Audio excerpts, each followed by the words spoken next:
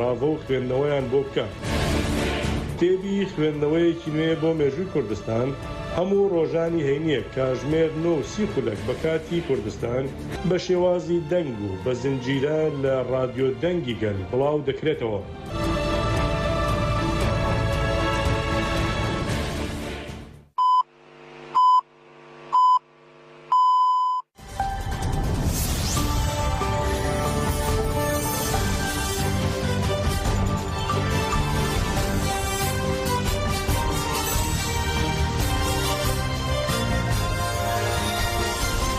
سڵاوتان لەبێ هەواڵەکانی ئەمڕۆهەینی 1 دیسەمبەری 2023 تان لە ڕادیۆ دەنگی گەل و پێشکەشەکەین بێسەروان بن.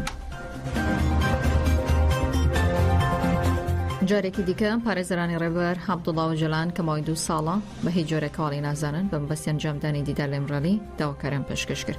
پارێزەرانی نووسینگای یاسایی سەدە ئیبراهیم بڵمەس، رازی ئوستورێک، ئەمران ئەکمەکچی و جەنگی زورێکلی بۆ ئەوەی بتوانن دیدار لەگەڵ ڕێبەر ئۆجەلان و زیندانانی دیکەی ئیمڕۆلی عومەر خێری کۆنار حەملەی هەڵدرمەوەی سیاکتاش ئەنجام بدەن سەردانی داواکاری گشتی کۆماریان لە بۆرسا و بەرەبەرەتی زیندانی ئیمڕۆلی کرد.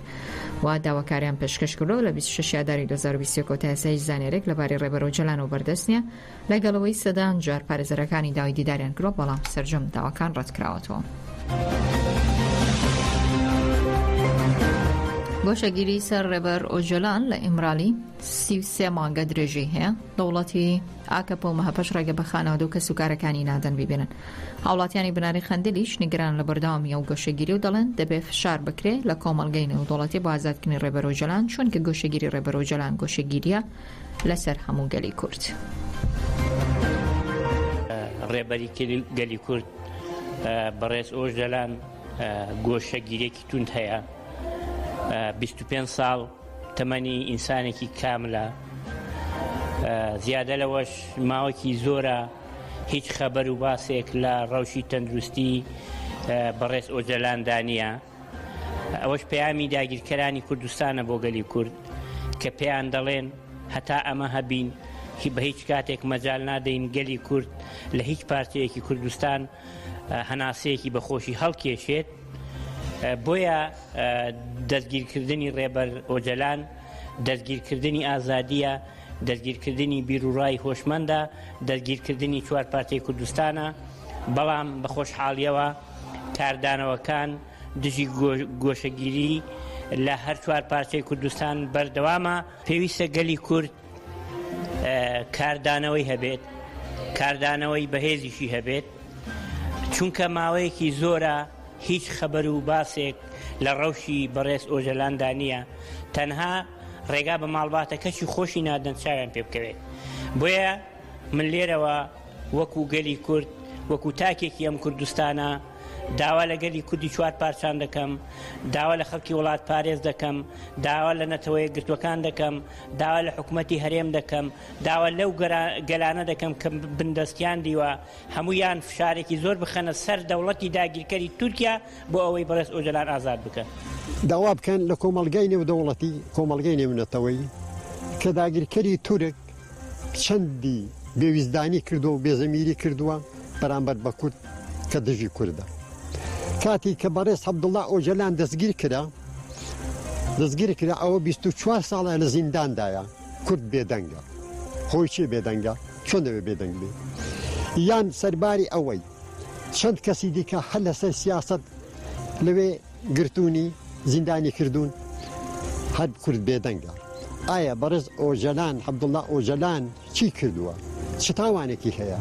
لە داوای مافی کورد مافی نەتەوەیەک دەکا، داوای مافی کورد دەکا لەبەر ئەوەی زیندانی کراوە، خۆ کەسی نەکوشتۆ ماڵی کەسی داگیر نەکردووە. بەڕێز عەبدوڵڵا ئۆجەلان داوای مافی نەتەوەیەک دەکا کە کووردە لەبەر ئەوەی گۆشەگیری لەسەر تون دەکەن. پێویستە کورد بێتە دەنگ. ئێستا ڕۆژێتی کورد بە یەک دەنگ، بە یەک ڕەنگ هەشتا پارچەی کوردستان بێتە دەنگ. بەڕێز ئۆجەلان ئازاد بکرێ، نەک گۆشەگیری حساب بکرێ، هەر ئازاد بکرێ. هێزەکانی پاراستنی گەلهەپەکە ڕاگەاندۆ لە چالاکی گەریلاکان لە کۆڕۆخاند و داگیرکەر سزا دراون و دەژڵێن هەسەنەگەرەکانی بەرخۆدان 39 جار لەلایەن دەوڵەتی تورکە و بردوان کراوە. هێزەکانی پاراستنی گەلهەپەکە لەبارەی چالاکی گەریلاکان ئازادی کوردستان لە دژی دەوڵەتی تورک لە زاب ڕاگەیەنراوێکی بڵاوکردنەوە دەڵێن لە کاتژمێر 6 ڕۆژی 27 تشرینی دومی ئەمساڵ بە ڕێبازی نیشانەشکن و لە دوو قۆڵۆ هێرشکراوەتە سەر بنکەی کۆرخان لە ئیدێر لە ئەنجامدا دوو داگیرکەر سزا درراوە و باس لەوەش کرا ڕۆژان 27 و 28 و 29 مانگە سەنگەرەکانی بەرخۆدان 39 جار لەلایەن دەوڵەتی تورکەوە بردومان کراوە.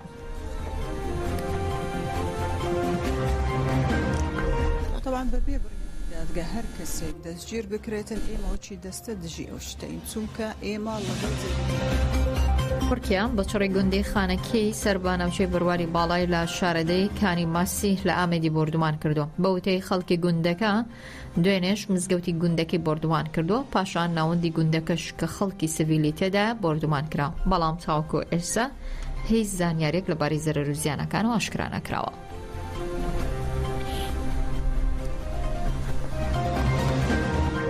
طبعا بەبێ بڕیاری دادگا هەر کەسێک دەستگیر بکرێتن ئێمە وچی دەستە دژی ئەو شتەین چونکە ئێمە لەگەڵ جێبەجێکردنی یاساین یعنی بە هەموو شێوەیەک بۆ ئەوەی هەم ئەمن و سەقامگیر باوەی 38 ڕۆژە سلێمان ئەحمەد ڕۆژنامەوانی ئاژانسی ڕۆژنویس لەلایەن هێزانەکانی پارتی دموکراتی کوردستان و ڕفێنراوە تا ئێستاش زانیارێک لەبارەیەوە نییە. مونە یوخەنا یاقوب سەرۆکی دەستەی سەربەخۆی مافی مرۆڤ لە هەرێمی کوردستان بە ڕۆژنویسی ڕاگەاندووە دەستگیرکردنی هەر کەسێک لە باشووری کوردستان بەبێ بڕیاری دادگا وەکو دەستەی سەربەخۆی مافی مرۆڤ دژی ئەم جۆرە ڕەفتارانن هۆجەگەی قبوڵکردنیش نییە. طبعا بەبێ بڕیاری دادگا هەر کەسێک دەستگیر بکرێتن ئێمە وچی دەستە دژی ئەو شتەین چونکە ئێمە لەگەڵ جێبەجێکردنی یاساین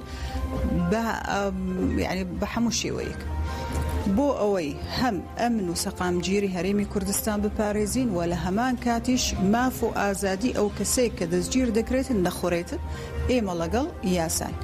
بەنسبەت ئەو بەڕێزە ئێمە متابعە دەکەین هەر شتێک بڵاو دەبیتەوە لە میدیاکان یەکسەر ئەگەر خۆم دیتم دەینێرم بۆ بەشی ڕاگەیاندن ئەگەر ئەوان دیتیان بۆ من دەنێرم وا دواش بۆ بەشی مافی مرۆڤ تاکو متابعە بکرێتن و ئەگەر پێویستیشی پێبوو بە سەردانی ئەو کەسە سەردانی دەکەین و ئەگەر هات سکاڵە تۆمار کرد ئەوە زۆر باشترە چونکە کە سکاڵە تۆمار دەکرێت ئیتر ئێمە مخەوەل دەبین قانونیەن کەوا متابعی کەیسەکە بکەین بە هەموو توانامان.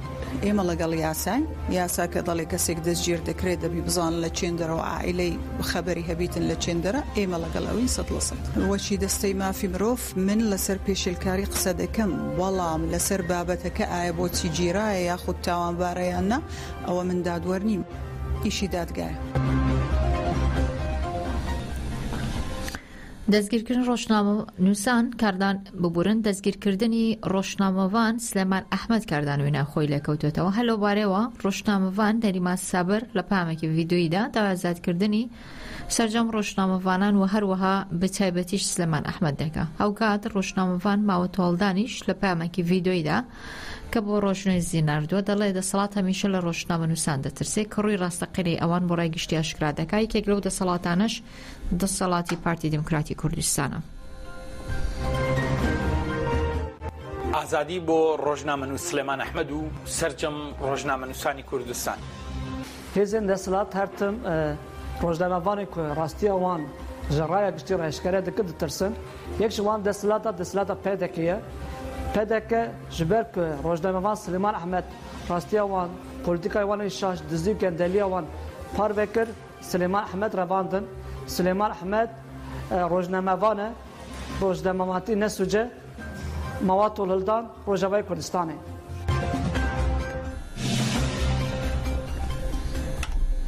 توندوتیژی وەراسانکردن و گێچەڵی سێکسی بەرامبەر بە ژنان لە گشت تەمەنەکاندا و لە ڕێی ئامرازەکانی پەیوەندی تۆڕە کۆمەڵاتیەکان و زیادیان کردووە دالیا عومەر چەلەکوان دەڵێ ئێمە پێویستمان بە یاسای زۆر زیاتر هەیە تاکومان پارێزێ و لەو هەراسانکردنی ئەلکترۆنی و تۆمەت دروستکردنە. شێوەکی گشتی ئەو توندوتیژیانی کە دژی ئافرەتان لە باشووری کوردستان کە لە ئێستا زۆر بەزەقی ئەبینرێ هەراسانکردنی ئەلکترۆنی و هەروەها تۆمەت دروستکردن تۆمەتی ئەخلاقی کە ئێستا لە میدیای بیسترا و بینرا و زۆر گوێمان لێبێ و گوێبستی ئەبین بەداخەوە و هەروەها ئەرکی ڕێکخراوەکانە کە بتوانن بە هەماهەنگی لەگەڵ حکومەتی هەرێمی کوردستان کە ڕوبەڕووی ئەو دیاردانە بنەوە هەرچەندە لە ئێستاە زۆر ڕێکخراو و دەستگا و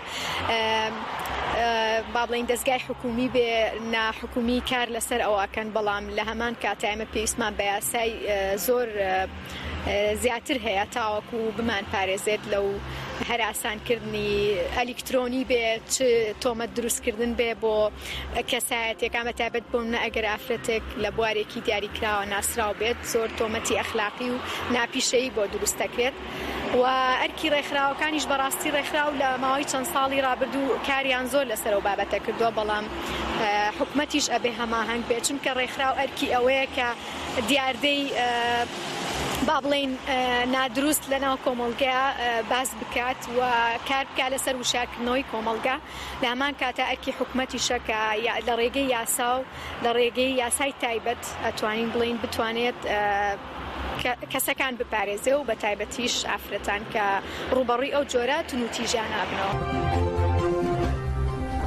بڕیارە هەژدەی مانگی داهاتوە بژاردننی ئەنجومەنی پارێزگاکانی عێراق بەڕێوەچێ پارتی دموکراتی کوردستان و بەرەی تورکمانی و عەرەبە شۆفێنەکانیش لە هەوڵی هاوبەش و نهێنیدان بۆی تانە لە ئەنجامدانی هەڵبژاردننی ئەنجومەنی پارێزگاکانی کەرکووک بدەن بۆی کورد سەرنەکەوێت و نەتوانرێت جارێکی دیکە پارێزگارێکی کورد لە شارەکەدا بنرێ. حەسیب عەبدوڵڵا سەرۆکی بۆردی پێکاتەکان لە یەکێتی لە لێدوانێکدا بۆ ڕادیۆی دەنگی گەل دەڵێ ئەوەی ئێستا دەیویستن چەند دەنگێکی نەشاز و لە ملاولایە هەوڵ دەدەن هەڵبژاردن ئەنجام دەندرێت نیشانەی فلاسی و لایەنە سیاسانەی فۆبیا هەڵبژاردننی کوردستانیان هەیە. هاوکات دکتۆر ئەحمەد کەرکووکی بەرپژێر یەکێتی بۆ هەڵبژاردننی ئەنجومەنی پارێزگاکان بە ماشوە دەڵێ مەترسیەکانی سەر کەرکووک بەردەوامی هیان هەیە هەموو هەوڵەکانیشان لەوە چەرکردوێتەوە کورد ڕیز بێ بۆی بتوانرێت پارێزگارێکی کورد بۆ شارەکە دیاری بکەن. دیارە هەڵبژاردن لە سەرتاسەری عێراق کرێ و کەرکووکی شێچێکە لەو پارێزگایانەی کە هەڵبژاردننی ئەنجومەنی پارێزگای تیاکرێ بە تایبەت لە کەرکووک 18 ساڵم هەڵبژاردنە نەکراوە بەڵام ئەوەی ئێستا ئایبینین دەنگێکی نەشاز بەرز بۆتەوە لە ملاولۆلا هەوڵی ئەوادا هەڵبژاردن نەکرێ ئەوە نیشانەی ئیفلاسی سیاسی ئەو لایەنانەیە و فۆبیای هەڵبژاردنیان هەیە لە کورد و بە تایبەتی لە یەکێتی نیشتیمانی کوردستان بۆ ئێستا لەبەرەوەی ئەزانن ئەوان لە هەڵبژاردنە ئەنجامێکی دۆڵاو بەدەستێنن بۆیە کەوتونەتە پەلە قاژەی مەرگ من لێرەوە داوا لە کۆمەڵانی خەڵکی کوردستان بەگشتی پاڵپشتی بکەن لەم پرۆسەیە و خەڵکی کەرکووک بە تایبەتی بچن بەرەو سندوقەکانی دەنگدان بۆ ئەوەی ئەو خەونەی نارەکانمانی هەیەە کە خەونێکی نەزۆکە و ئەنجامی نابێ بە یەکجاری لە گۆڕی بنێ. بە تاکید مەترسیەکان هەتاکو ئێستاش هەر بەردەوامە لەسەر کەرکووک ئێمە هەموو هەوڵمان ینی زۆر پێویستە هەموو هەوڵمان لەوەیە چڕکەینەوەکە کورد یەکڕیز بێ و بتوانین پارێزگارێک بۆ ئەم شارە دابنین لەبەرەوەی ئیستیحقاقی خۆمانە و دائیمەن ئێمە ئەوە ماوەتووە با دووربین لە ناکۆچیەکان دووربین لە دوورکەوتنەوە لە یەکتر چونکە تەفریقا تەنها پەرتەوازەیی لێ ئەکەوێتەوە و ئەو حاڵەتی لێ ئەکەوێتەوە کە تەنها نەیارانمان دڵی پێخۆش بێت. سەرۆکایەتی بەڕێوەبردنەی کارەسات و فریاگوزاری تورکیا ڕاگەیاندووە بوومەلەرزەیەک بە گوڕی 4.8 پلە لە شاری مەڵاتیا ڕوویداوە. ئەمڕۆ هەینەی سەرۆکایەتی بەڕێوەبردننی کارەسات و فریاگوزاری تورکیا بڵاوی کردوێتەوە درەنگانێکی دوێنە شەو بوومەلەرزەیەک بە گوڕی 4.8 پلە لە شاری مەڵاتی ڕوویداوە. ئەمەژە بۆشکرا بوومەلەرزەکە لە قوڵی 7 کیلۆمەتر و بە گوڕی 4.8 پلە ڕوویدا و ناوەندەکە ناوچەی ئاقچەداخ بووە لە مەڵاتیا لەبارەی زیانەکانیشەوە تاوەکو ئێستا هیچ زانیاریەک ڕوون نەبووتەوە.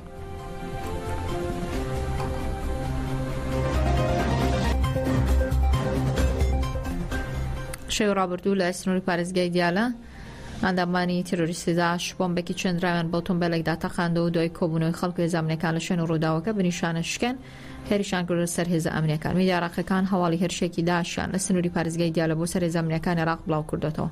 شەوی ڕابردوو کاتژمێر 9 خولەک داعش نزیک گوندی ئێمرانیەی سەر بە شارەدەی وەجیهەی پارێزگای دیالەی بە چەکی نیشانە شکێن کردوتە ئامانج بۆ هۆیەوە 10 سەرباز کوژرا 25 دیکەش بریندار بوون. ئەمەژە بۆ شکراوە ڕاستەخۆ بریندارەکانی سوپای عێراق گواستراونەتەوە بۆ نەخۆشخانەی پارێزگای دیالە بۆ برینی هەندێکیشان قورسە هەروە تەرمی کوژراوەکانیش گەنراونەتە پزیشکی دادی دیالە. لە دوایین هەواڵدان و سینگە ڕێکخراوی نەتەوەی گرتوەکان بۆ مانگی کاروباری مرۆیی بڵاوی کردوێتەوە ژمارە ئاوارەکانی کەرتی غەزە بۆ 1,800,000 کەس بەرز بۆتەوە. نووسینگەی ڕێکخراوی نەتەوەی گرتوەکان لەبارەی بەرزبوونەوەی ژمارە ئاوارەکانی کەرتی غەزە دەڵێ ژمارە ئاوارەکانی غەزە بۆ 1,800,000 کەس بەرز بۆتەوە کە یەکسانە بە نزیکەی لە سای 80 دانیشتوانی کەرتی غەزە. بەرەبیانی حوتی مانگی تشرینی یەکەمەوە حەماس لە ڕێگەی هەزاران موشک هێرشی کردە سەر ئیسرائیل کە لە ئەنجامدا بە سەدان کەس بوونە قوربانی و ئاوارە بوون تا ئێستا شەڕ و پێکدادانی نێوان حەماس و سوپای ئیسرائیل بەردەوامە. ڕۆژێکی خۆشتان هەبێ و بمێنن بەخێر.